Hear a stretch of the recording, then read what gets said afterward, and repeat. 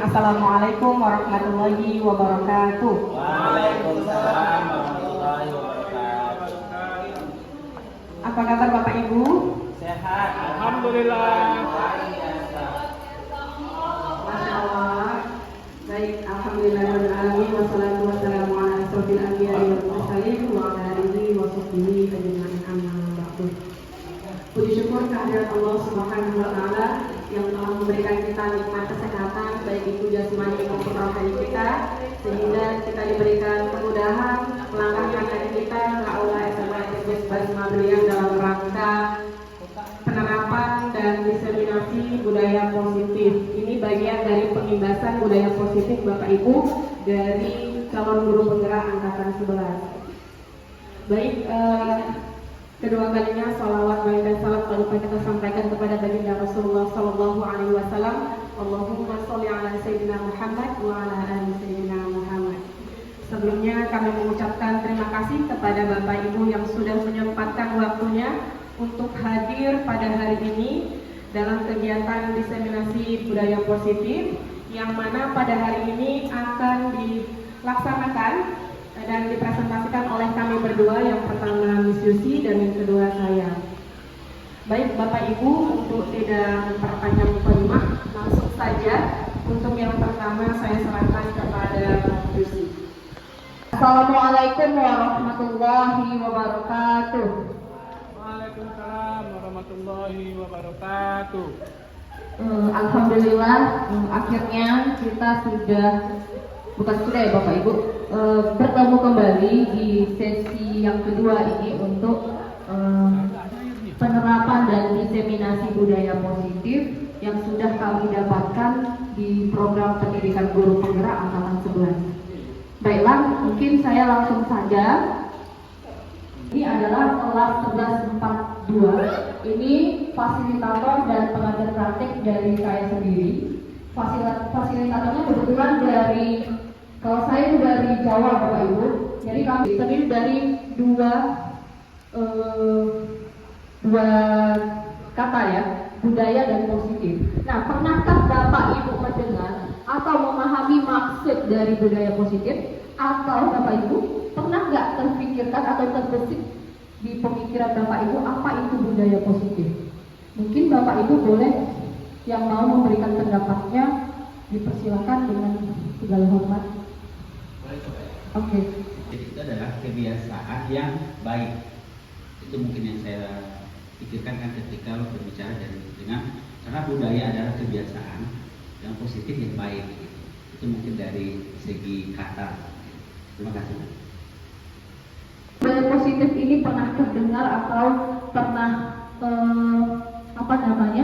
atau tahu gitu, atau mungkin pernah melakukan kegiatan sosialisasi berhubungan dengan budaya positif? Kira-kira selain kebiasaan, kira-kira apa Bapak Ibu? Assalamualaikum warahmatullahi wabarakatuh. Terima kasih kesempatannya Bu Susi. Kalau menurut saya budaya positif itu merupakan norma atau aturan yang berlaku pada suatu lingkungan. Berarti budaya positif norma-norma yang bersifat positif pada suatu lingkungan gitu, atau masyarakat seperti itu. Bapak Ibu sudah terlihat di depan ya, ada seseorang yang sangat manis. Saya minta Bapak Ibu saling berhadapan. Bisa ya? Yang laki-laki dengan laki-laki, jangan laki-laki dengan perempuan. Kalau ada kesalahan silakan aja ya. Oke. Baik. Instruksinya seperti ini Bapak Ibu. Hari ini kan kita sudah bekerja dari pagi sampai mau pulang. Hari ini pasti banyak sekali permasalahan yang sudah Bapak Ibu kerjakan, sudah Bapak Ibu hadapi. Berikanlah senyuman terbaik Bapak Ibu kepada teman Bapak Ibu hari ini. Jangan ketawa dulu ya, berikan senyuman. Senyum. Saya beri waktu 30 detik ya. 1, 2, 3, 4, 5, 6, 7, 8, 9, 10. Oke, senyum Mama ya. Senyum ke Bu Desi. Iya. Baik, terima kasih Bapak Ibu. Tepuk tangan untuk kita semua. Baik Bapak Ibu, saya tidak banyak-banyak, hanya ada 4 poin yang mau saya sampaikan. Yang pertama terkait dengan motivasi perilaku manusia. Jadi manusia ini Bapak Ibu, kita ini memiliki motivasi in dan X. Yang pertama, saya ingin tanya kepada Bapak Ibu. Untuk poin pertama, menurut Bapak Ibu termasuk in atau X? Untuk menghindari ketidaknyamanan atau hukuman. Ini sering terjadi kepada anak kita. Menurut Bapak Ibu, ini termasuk in atau X ya? X atau in? Iya, benar Bapak Ibu, ini dari eksternal. Anak akan berusaha menghindari itu Bapak Ibu. Makanya kalau Pak Dani ngecek kelas, ada yang tidak sholat subuh, mereka akan diam. Kenapa? Mereka akan menyelamatkan diri mereka dan tidak mau mendapatkan hukuman. Seperti itu. Yang kedua, untuk mendapatkan imbalan atau penghargaan dari orang lain. Kalau ini Bapak Ibu, bagaimana? X atau in? X, sudah jelas melibatkan orang lain di dalam kehidupan kita yang mau imbalan, ada sesuatu yang kita terima. Yang terakhir, untuk menjadi orang yang mereka inginkan berdasarkan nilai-nilai yang dipercaya. Menurut Bapak Ibu? Iya, Bapak Ibu saya yakin dan percaya Bapak Ibu pasti memiliki nilai kepercayaan diri sendiri. Misal, Pak Arif memiliki prinsip saya harus jujur dalam keadaan apapun, meskipun saya salah. Itu nilai-nilai yang dipercaya oleh Pak Arif. Dia akan menjalankan, ya, beliau akan menjalankan nilai itu dalam keadaan apapun. Nah, seperti itu. Lanjut, Miss. Ini terkait dengan keyakinan kelas. Saya melihat beberapa kelas sudah menerapkan, ada yang membuat peraturan kelas, ada yang membuat keyakinan kelas. Nah, salah satunya adalah Bapak Ibu, keyakinan kelas ini adalah kesepakatan antara guru dan peserta didik. Ini bisa juga Bapak Ibu buat dalam proses pembelajaran seperti kontrak belajar. Itu kesepakatan Bapak Ibu.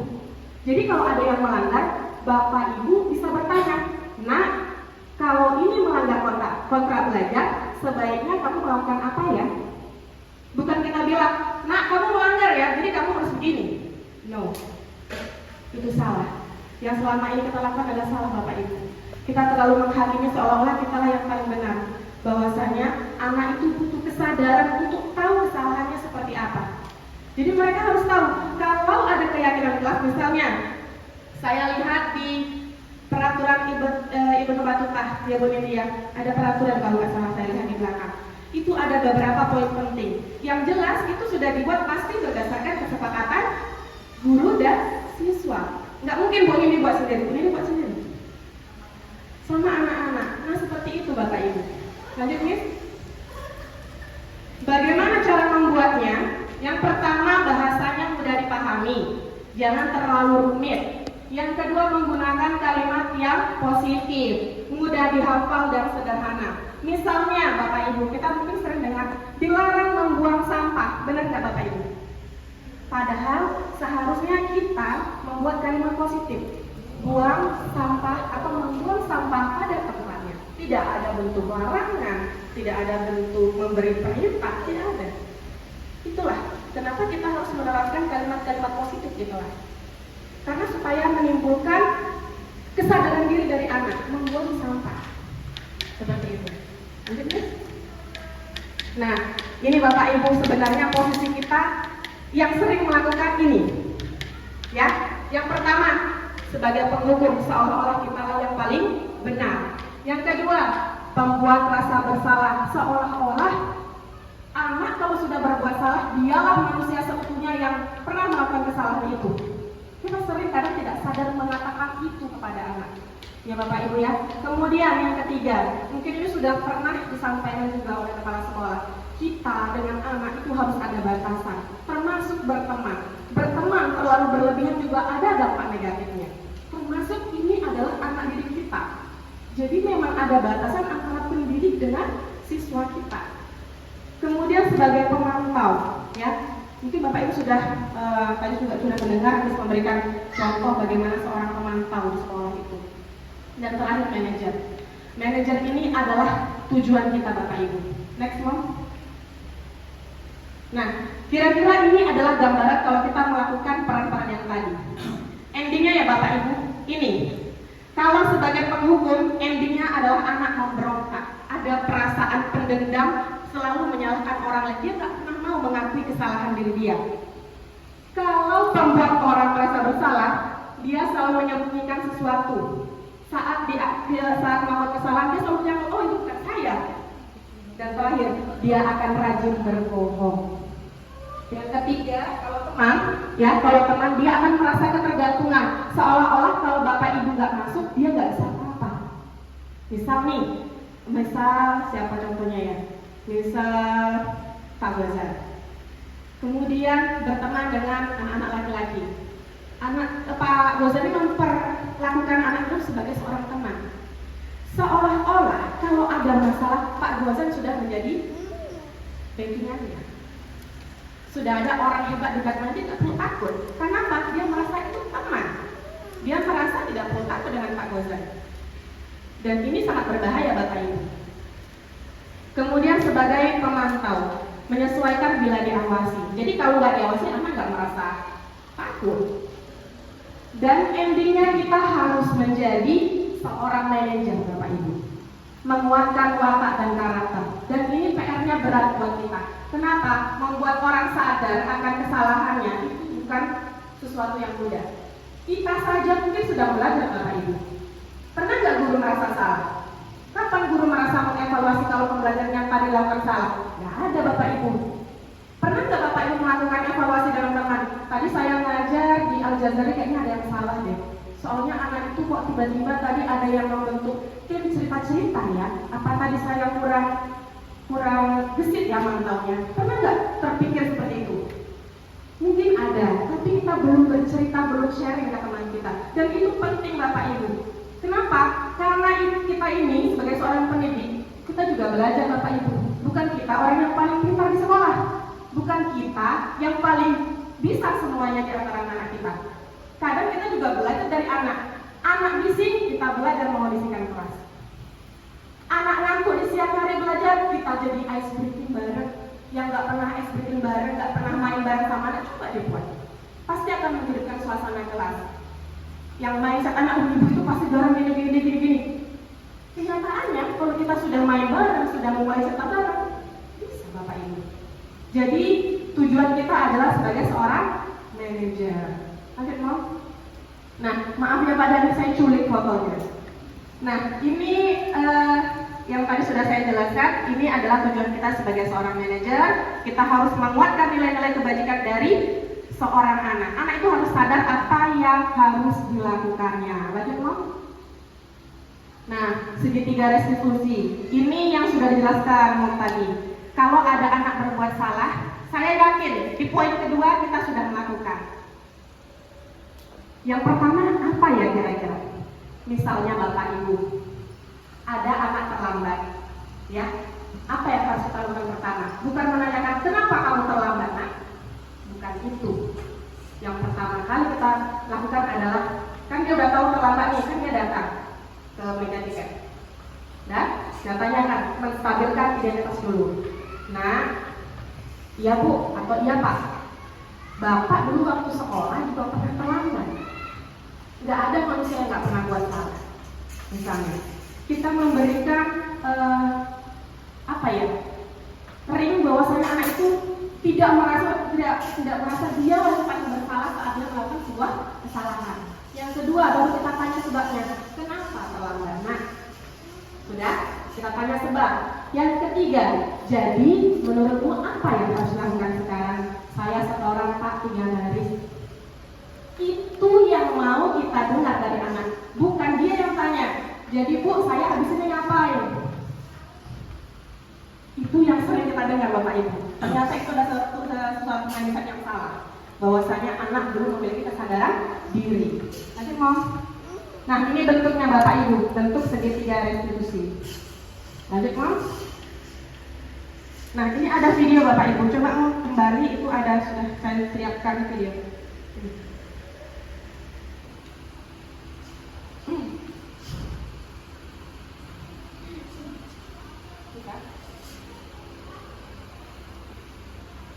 Ambil video ini dalam kondisi yang besok harus dikumpulkan video ini. Jadi saya ngambil video ini di kelas Ibnu Khaldun. Izin ya Bu Ipat ya. Jadi pas saya masuk, nah siapa yang sering terlambat? Ada anak yang mengaku Aditya. Jadi saya panggil, kemudian saya tanya apa yang harus dia lakukan. Dan ketemu jawabannya Pak Ibu dia harus ngapain. Meskipun tidak sempurna seutuhnya, tapi anak tersebut tahu, oh saya memang lalai Bu karena malamnya saya main HP. Itu sebabnya.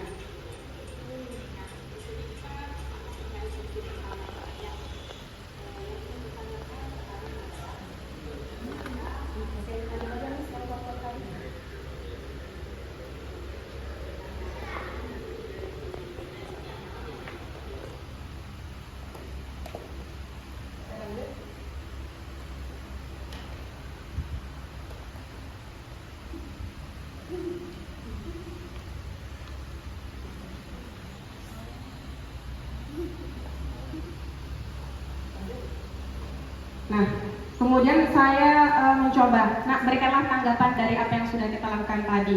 Kemudian ini yang dia sampaikan. Kedepannya saya mau memperbaiki Bu, saya mau bertanggung jawab. Maksudnya ke depan saya harus mengurangi main HP di malam hari. Itu jawabannya. Lanjut. Oke. Jadi seperti itu Bapak Ibu. Nggak banyak kan? Oke. Silakan yang mau bertanya Bapak Ibu. Ya, silakan.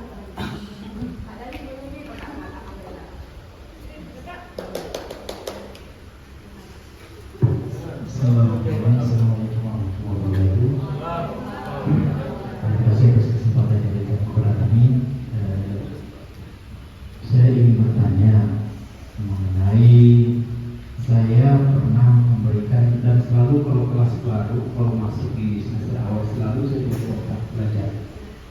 Nah, menjelang kontrak belajar itu ada yang memang berupa hukuman. Ya, tapi sebelumnya contoh nih, saya contohkan yang tak bawa buku tahsin pertama adalah peringatan dan saya kasih solusi itu buku tahsin. Contohnya buku tahsin itu selalu letakkan di tas yang kecil seperti di belakang, jangan dicampur dengan tas pelajaran yang lain. Jadi ketika pulang sekolah itu kesalahan pertama ketika melakukan kesalahan. Yang kedua ya berupa hukuman. Dan itu saya tegaskan untuk semuanya. Kalau memang tak bawa buku tahsin, berarti ia dari tadi malam tak siap untuk belajar hari ini. Nah, salah satu hukumannya adalah silakan keluar kelas, tapi tak boleh hilang dari pandangan saya. Jadi dia tetap duduk di depan pintu sama saya dan mendengarkan apa yang saya terangkan dalam kelas. Nah, yang jadi pertanyaan saya itu bagaimana? Begitu. Atau apakah ada solusi hukuman positif yang lain? Assalamualaikum warahmatullahi wabarakatuh.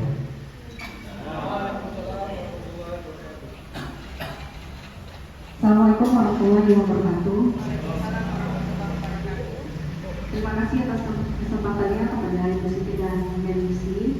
Jadi yang ingin saya tanyakan, sehubungan dengan saya ini adalah sebagai wali kelas gitu kan, Ibu. Tadi yang saya tangkap itu kita itu paling baik ketika menjadi guru yang sifatnya itu sebagai manajer, gitu. Bukan penghukum, bukan teman, bukan dan lainnya, bukan paling bagus itu manajer gitu ya. Jadi yang saya tanyakan, bagaimana sekiranya kami ini menjadi wali kelas, terus juga menjadi manajer yang baik gitu. Kemudian berhubungan dengan itu, di kelas itu kan pasti ada aturan dan keyakinan yang sudah dibuat. Nah, bagaimana kiranya komunikasi antar wali kelas dan siswa itu bisa sejalan sehingga aturan di kelas itu dapat berjalan dengan baik. Mungkin itu keresahan yang saya rasakan. Nah, saya mengharapkan jawaban yang baik dari Ibu Siti dan Ibu Siti. Terima kasih.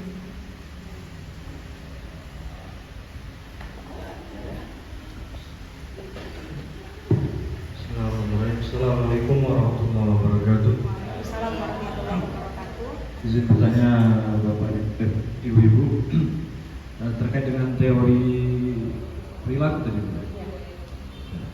Tadi mengatakan bahwasannya yang saya tangkap kita itu tidak bisa mengendalikan orang lain dan hanya diri kita yang bisa mengendalikan diri.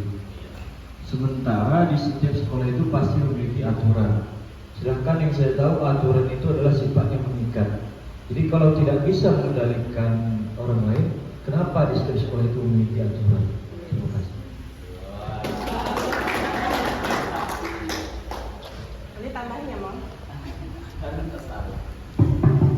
Mencoba ya Bapak Ibu. Iya, sama-sama ya Bapak Ibu, kita selesaikan bersama. Baik, pertanyaan dari Pak Dani. Ini yang berkaitan dengan hukum anak ya Pak ya. Tadi membuka yang selain ada tabel tadi. Nah, Bapak Ibu, Pak Dani, jika kita memberikan sebuah hukuman, biasanya akan ada efek setelah itu. Bisa jadi anak itu menyimpannya, bisa jadi anak itu dendam secara diam-diam, dan bisa jadi dia memberontak dengan cara yang lain. Saya tidak menyalahkan Bapak memberikan hukuman karena memang sudah ada kontrak belajarnya. Tapi yang bisa saya bantu di sini adalah saat mereka melakukan sebuah kesalahan, ada baiknya Bapak bertanya, kalau sudah melanggar kontrak belajar, sebaiknya harus apa ya? Sudah, itu agak meringankan posisi Bapak karena tidak terkenal sebagai seorang penghukum. Yang kedua, pada saat memberikan hukuman, Bapak kan tidak nyuruh dia keliling lapangan, tidak suruh ngapa-ngapain, hanya mengikuti pembelajaran tapi di pintu ya, dekat pintu ya Pak ya. Saya rasa ini bukan sesuatu yang berat, tapi ada baiknya Bapak tanyakan, apakah kamu siap apabila melanggar kontrak belajar, kamu harus melakukan apa? Jika dia bilang siap, silakan diberlakukan.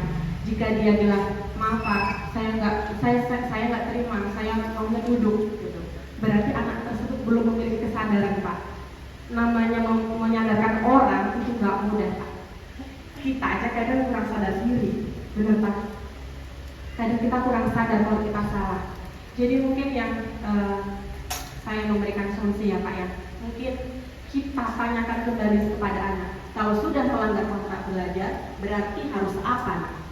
Biar mereka yang menjawab dan mereka yang melakukan. Kalau mereka sudah melakukan itu Pak, Bapak tidak perlu khawatir. Karena posisi Bapak adalah memberikan konsekuensi dan sesuai dengan kesalahan mereka. Itu bukan menghukum lagi.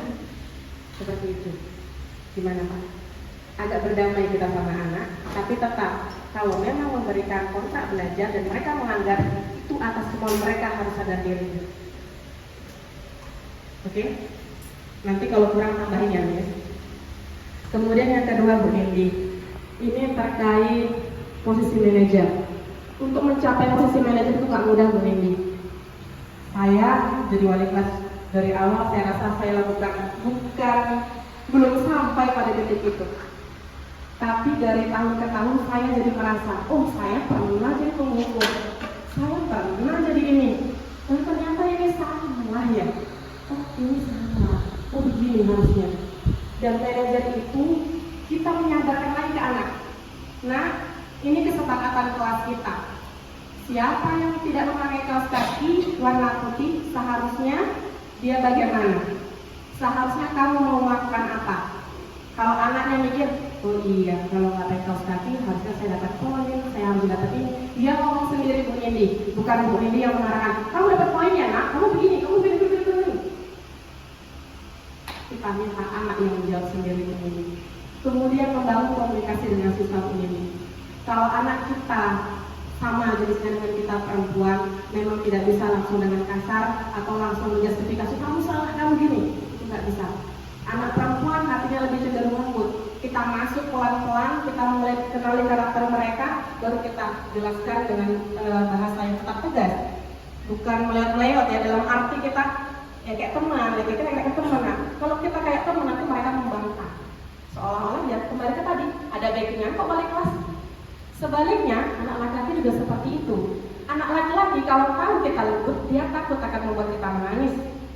Kalau kita nggak terlalu garang, nggak terlalu lembut, dia jadi tahu posisinya. Oh, nanti kalau sama Bu Nindi, saya harus begini ngomongnya. Saya nggak boleh terlalu kasar, saya nggak boleh terlalu menye-menye dan lain sebagainya. Kalau untuk membangun komunikasi itu yang jelas harus ada interaksi ya Bu. Kalau secara komunikasi online saja itu tidak akan berhasil. Sulit kemungkinannya. Jadi memang kalau ada masalah dengan anak, silakan panggil anaknya. Tanya aja. Kalau bisa anak itu yang ngomong, anak itu yang menjelaskan dan dia yang tahu konsekuensinya apa. Itu. Kemudian dari Pak Rahman, ini terkait dengan gimana Bu Nindi? Terima kasih Bu Nindi. Kalau dari Pak Rahman terkait mengendalikan orang lain ya Pak. kemudian berkaitan dengan aturan sekolah juga. Mungkin Bapak pernah merasa Bapak mau dikendalikan oleh orang lain. Bapak diatur-atur semuanya gitu. Bapak mau nggak? Kalau tergantung berarti Bapak nggak jelas. Bapak harus milih. Bapak mau diatur tidak? Tidak mau diatur kan? Sama Pak, anak kita juga seperti itu. Nah, kaos kakinya harus panjang ya sebetis. Nah, harus begini. Dia nggak mau Bapak Ibu. Saat dia melihat buku disiplin positif aja, dia udah, ya ampun poinnya. Tapi kita kembali lagi. Nah, saat kamu menentukan sekolah ini jadi pilihanmu, kamu sudah tahu konsekuensinya, kamu sudah tahu aturannya, dan kamu tahu kalau melanggar kamu harus bagaimana. Biarkan dia yang berpikir, Pak. Kita sebagai fasilitasnya. Kalau kita tidak mau diatur oleh orang lain, sama, anak kita juga seperti itu. Makanya PR besar kita Bapak Ibu, membuat anak itu sadar akan kesalahannya sendiri, itu PR kita. Gimana caranya? Kembali menguatkan karakter mereka. Yang anaknya jujur, kita dukung dia terus berbuat baik. Yang anaknya pembohong, sering bohong, kembali kita rangkul gimana caranya dia terus berbuat baik dan menghindari perbuatan bohong. Seperti itu. Kadang dari sifat bohong kembali ya Bapak Ibu. Kalau dia berbohong berarti apa? Dia sering disalah-salahin Bapak Ibu. Kamu sih sering begini, kamu sih anak pelawan, kamu begini. Endingnya apa? Dia selalu berusaha menghindari segala hal. Makanya dia ngomong seperti itu. Terbayang Bapak Ibu? Terbayang Bapak Ibu? Atau dia menyampaikan pendapatnya, ih saya sering kayak gitu. Ada Bapak Ibu? Ada Bu? Ada Bu? Ada Pak? Gimana Pak Rahmat? Tentang sebuah aturan. Oke, Bapak Ibu, mungkin saya ingin menambahkan sedikit untuk pertanyaan Pak Rahmat langsung karena ini menarik. Pak Rahmat tadi bertanya bahwasanya Bu, sementara kita di sekolah memiliki peraturan. Nah, peraturan itu bersifat memaksa. Kemudian pasti adanya kontrol dari kita sebagai seorang guru. Oke Bapak Ibu, saya kembali ke budaya positif. Budaya positif ini kan merupakan kebiasaan-kebiasaan, nilai-nilai, keyakinan-keyakinan yang sudah kita yakini, yang sudah kita sepakati bersama, bahwasanya di SMA Itetus Basma Brilian kita sudah berkolaborasi, mungkin antara antara yayasan, antara guru, kemudian antara pegawai, kemudian antara orang tua dan antara peserta didik itu sudah berkolaborasi dan terciptalah suatu yang namanya keyakinan-keyakinan kemudian menjadi sebuah peraturan. Jadi peraturan sekolah tersebut. Nah, itu Bapak Ibu benar. Setiap sekolah memiliki peraturannya masing-masing dan itu harus dipatuhi dan ditaati. Maka menjadi ciri khas karakteristik setiap sekolah. Jadi budaya positif ini tujuan di akhirnya adalah untuk menciptakan.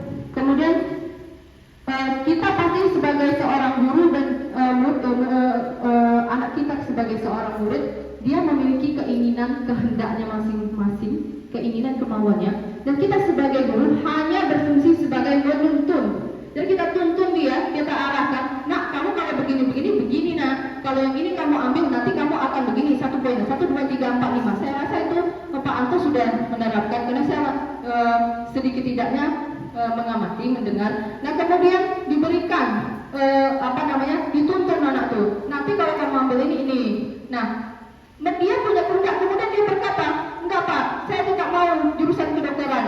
Walaupun orang tua saya tidak mampu, walaupun orang tua saya tidak menginginkan saya itu. Atau mungkin sebaliknya, Pak saya nggak mau kedokteran, tapi orang tua saya suruh. Nah dia punya keinginan sendiri, kita hanya boleh menuntun ke arah sana. Itu artinya mengontrol, kita tidak bisa mengontrol orang lain. Dia memiliki kehendaknya sendiri, kemauannya sendiri. Kita hanya bisa mengarahkan. Jadi fungsinya kita di sini adalah, makanya dikatakan filosofi Ki Hajar Dewantara menuntun peserta didik agar dia mencapai sesuatu nilai-nilai kebajikan universal yang nantinya memberikan keselamatan dan kebahagiaan untuk dia di masa depan. Jadi seperti itu. Itu arti mengontrol orang lain. Ya Pak? Sedikit tanggapan. Jadi kalau tadi dikatakan menghindari hukuman, berarti cuma tugas kita itu hanya meyakini juga. Jadi sementara kita contohkan peraturan tadi yang disepakati bersama, dilanggar oleh siswa tersebut, kan berarti ada konsekuensi dari sekolah. Jadi apakah penerapan hukuman tadi melanggar teori tersebut? Oke, apakah pelanggaran tersebut melanggar teori? Tidak. Jadi saya katakan setiap sekolah memiliki peraturannya masing-masing dan itu dikatakan budaya positif sekolah dan ciri khas. Nah, kalau memang di peraturan seperti buku disiplin positif, makanya Bapak Ibu kata hukuman tidak boleh digunakan konsekuensi, pantau. Jadi kata hukuman tidak boleh seperti saya lihat contohnya Pak Dani tadi. Nah, yang Pak Dani lakukan menurut saya boleh dan sah-sah saja karena beliau masih mengontrol, beliau masih mengawasi, maaf ya, beliau masih mengawasi peserta didiknya di sana. Dan Pak, kira-kira Bapak menyuruh peserta didik keluar tidak bawa buku tadi itu ngapain Pak? Dia duduk aja depan pintu sambil dengarkan pelajaran. Kasih Pak. Nah kalau misalnya dia duduk depan pintu dan kemudian mendengar, itu masih relasi, masih berhubungan dan dia mendengarkan apa yang Bapak sampaikan, masih boleh, benar. Tetapi yang salah adalah Pak, kamu silahkan keluar sana, kamu keliling lapangan, itu yang tidak boleh Bapak Ibu. Kalau itu masih boleh, karena dia yang contohnya seperti ini tadi Pak Rahmat, dia guru PAI. Tapi kalau guru PJK, misalnya Pak Akbar, nah Pak Akbar, dia guru PJK. Nah, kamu kenapa kau tidak pakai baju olahraga, nah gitu? Oke, kamu silakan keliling lapangan. Boleh, karena dia guru PJK. Iya.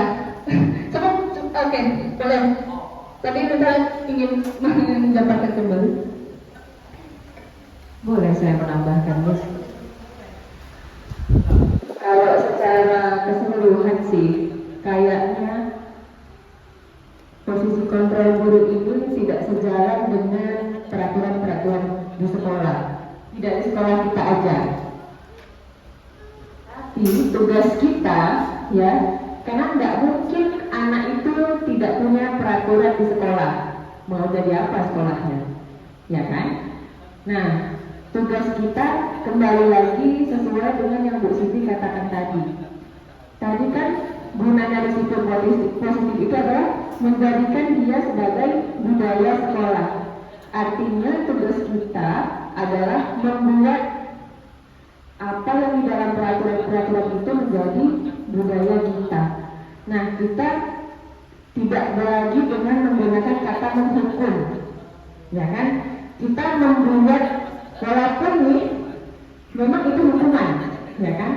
Tapi kan posisi kita sekarang harus melakukan adalah membuat anak itu sadar loh, kalau dia buat ini, dia harus ini, konsekuensinya ini, gitu. Jadi kalau misalnya kita bilang itu nggak nyambung, memang nggak sesuai ya peraturan sama kontrol positif ini, karena kan itu bentuknya hukuman. Tapi kan kita bisa membuat itu sebagai budaya sampai anak kita ini benar-benar menjadi orang yang tidak melakukan pelanggaran itu. Gitu ya menurut saya. Terima kasih. Oke, saya ngambil kesimpulan lebih sederhananya. Kita kan punya peraturan, nah seperti itu. Kemudian peraturan itu apabila dilanggar, nah kita tetap harus memberikan hukuman, benar Bapak Ibu, karena sudah disepakati. Itulah dia buku disiplin positif kita. Kita memiliki ciri khas masing-masing. Gak bisa kita samakan dengan sekolah lain. Benar memberikan sudah itu. Cuma cara, di sini lebih kepada cara kita menyampaikan, cara kita mengayomi, cara kita menuntut, itu sebenarnya inti dari budaya positif itu. Nah, jadi apabila misalnya seperti yang Bu Yoga katakan tadi, bahwasanya ya kita akan menciptakan budaya, memang menjadi akan budaya. Kan itu sudah berarti orang sudah tahu label SMA IPTEK ke 11 sudah tahu orang labelnya, karena punya ciri karakteristik. Mereka ketika masuk sudah kita wawancara, bahkan sudah ada kesepakatan bahkan. Jadi seperti itu Bu Yoga, tetap akan ditegakkan peraturannya, cuman cara posisinya itu bagaimana cara kita menghadapi. Jadi seperti itu. Nah, sesuaikan dengan konsekuensi peserta didik dengan apa yang akan kita kerjakan dan apa yang mereka dapatkan. Seperti seperti yang saya contohkan. Kemudian pertanyaan Bu Nindi tadi, bagaimana ya Bu kalau jadi wali kelas itu berat? Memang betul berat. Karena kita posisinya harus bisa sebagai teman, harus bisa sebagai manajer, harus bisa sebagai pemantau, harus kemudian di dalam apabila mereka melanggar kita tegakkan di situ posisinya. Memang benar itu semua. Sebenarnya yang teman apa lagi itu? Pemantau sama satu lagi manajer itu sebenarnya dia nih identitas berhasil atau sukses. Namun yang paling terbaik adalah manajer. Nah untuk teman itu hanya nanti apabila kalau terlalu mengambil tanggung jawab apa yang mereka lakukan. Jadi mereka itu seolah-olah nanti apabila tidak ada kita, dia akan semena-mena. Itu teman. Kemudian kalau terlalu dekat seperti tidak ada batasan. Nah seperti itu. Jadi dia bisa saja identitasnya sukses. Namun ketika tidak ada kita, maka dia akan bersifat lain. Seperti itu. Sama dengan yang sebagai pemantau. Nah seperti kalau pemantau guru berkata, apa peraturannya, apa konsekuensinya, sanksinya, benar, boleh kan? Nah apa yang telah kamu lakukan, apa yang terjadi sekarang? Nah kita memantau aja melihat. Oke, ibu tunggu ya. Kamu kira-kira bisa nggak berubah ya? Nah seperti itu. Kita yang benar-benar sebagai pemantau, namun mungkin setelah itu kita tidak mengevaluasi lagi. Jadi manajer itu selain dia manage, mengatur, mengawasi, menuntun sampai ke prosesnya, kemudian dari proses sampai ke hasilnya, sampai selesai Bapak Ibu. Jadi seperti itu. Ya, mungkin sudah Pak? Sudah Pak Rahmat, ya Bu Nindi.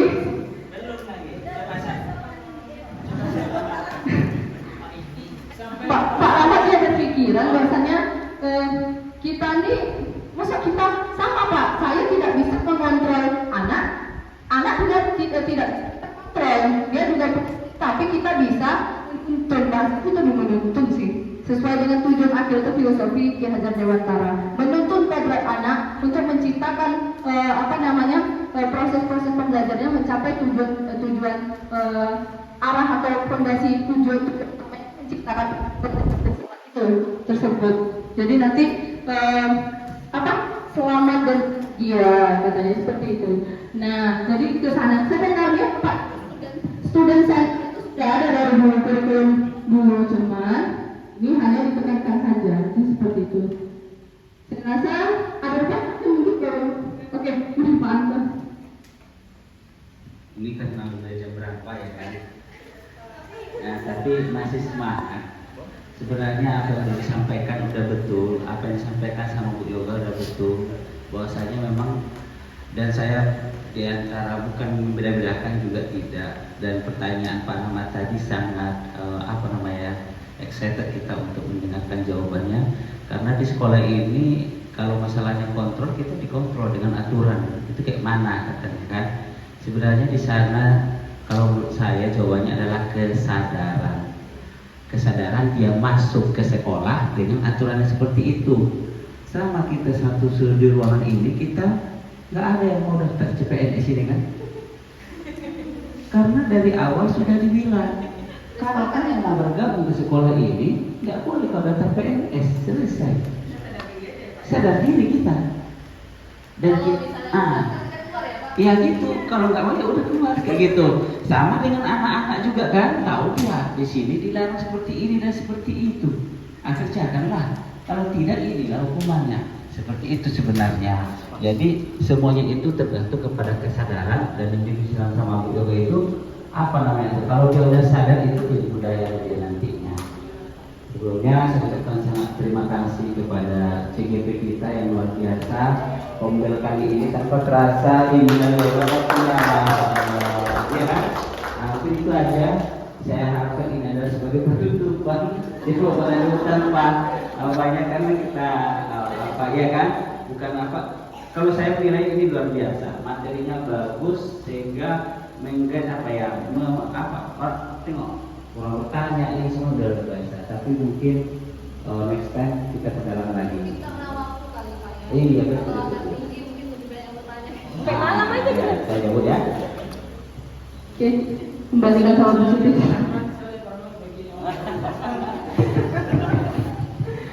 Baik, terima kasih Bapak Ibu.